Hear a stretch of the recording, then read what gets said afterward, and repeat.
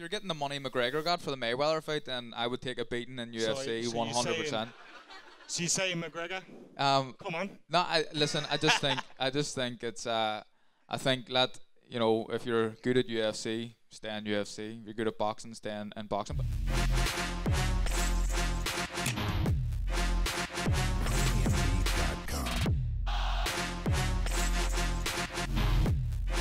I wanted to ask you a question, Carl, personally myself. I know these guys have got lots of questions and we'll try and get a few of them in. I remember reading an interview with yourself and you said you wanted to retire at 32 and you kind of set that target for you. First of all, why? And second of all, what has changed to stop you wanting to do that? Well, I'm 31 now. I'll be 32 in February. If you look back at interviews I was doing for probably from about 6 years ago, I didn't enjoy boxing. I didn't enjoy the slog. It felt like, I'm lucky to be in a job where I should be loving it, but it felt like a job. I get up in the morning and I was, dreading going to the gym again. It just felt like a hard slog, but I've changed team. I'm now training in Manchester. I'm training with Jimmy Moore and Nigel Travis, and things just seem to be going better for me now. I'm enjoying myself. I asked people today on social media, what do you want to ask Carl? And a lot of them said, like you just said, you feel the best you felt. And some people said, do you feel at your peak now? I know you kind of answered that, but they seem to think you are. Genuinely, look, I was winning big fights and winning world titles when I feel like, I was injured constantly in camp and having niggles, and I never really felt 100%, and I was beating some big names. Now, I feel like the approach on my training camp is much smarter. These are my peak years, and everyone says it. I wouldn't say anything else, but I genuinely believe these are my peak years. And if you look at the last couple of performances, I've been very, very disciplined, and I've cruised them, and that's the truth. A lot of people want to see Santa Cruz free as well. I know we can't look past Warrington, but a fighter that's given you your only defeat in your career, and a man that you've beaten, is that a fight that you'd like to make in the future? That's the fight that I want more than any other. Look, if I could have Santa Cruz in my next fight, I would happily accept that, but I don't believe it's going to happen next. Do you think he's worried about you? No, I don't. Look, he's people are saying that. I think he's brave, and I think he'll fight anybody. But I think he's listening to the people behind him. He's listening to his team. He's being directed by them, and there's a reason why the fight hasn't happened yet. But Santa Cruz, he's a brave guy. He would fight anyone. But he's almost like a yes man. He just does as he's told. And hopefully, if I beat Warrington, cheeky little shot there. Yeah, well, if I beat Warrington, if that fight gets made and I beat Warrington, I'll go into the new year hopefully, with a world title, and then, you can kind of force Santa Cruz's hand and fight him. Where did the Windsor Park dream come from for you? Now I know you're a local boy, but was there one game that you saw that you thought, oh, I'd love to fight there?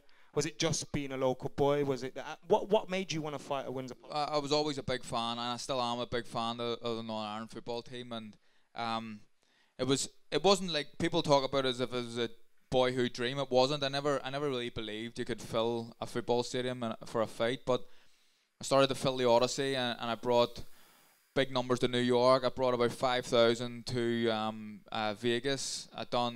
I've probably done 3/4 of the stadium against Scott Quigg, and I think that when you start doing that and when you start filling things, then you start to look at bigger venues. The Odyssey was almost like, without doing the Odyssey at this service, it was too small. I could pack bigger numbers. So when you get to that point, I remember they qualified for the Euros against Greece, and I was there and I tweeted a picture. I took a picture and said, "What a venue for a fight," and it kind of snowballed from there.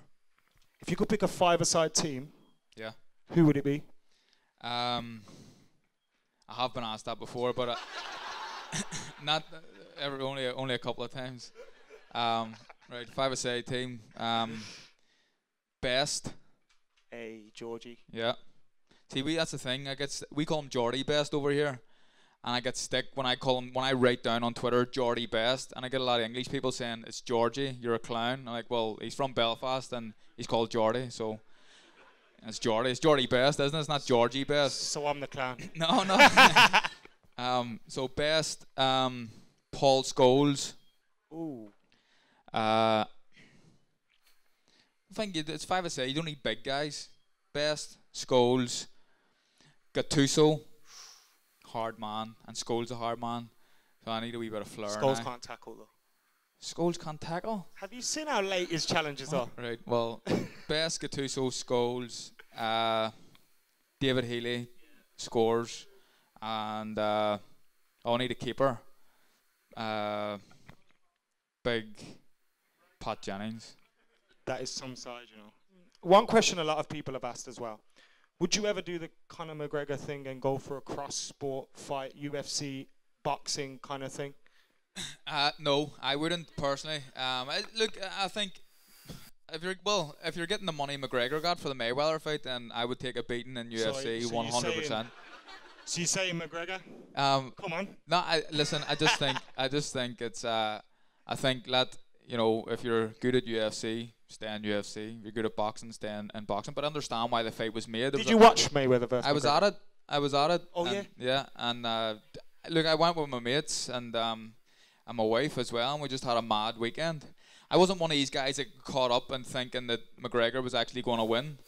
It's if you think about it, if you try and think rationally about it, you've got a guy who's never boxed as a professional, boxing one of the greatest fighters of all time.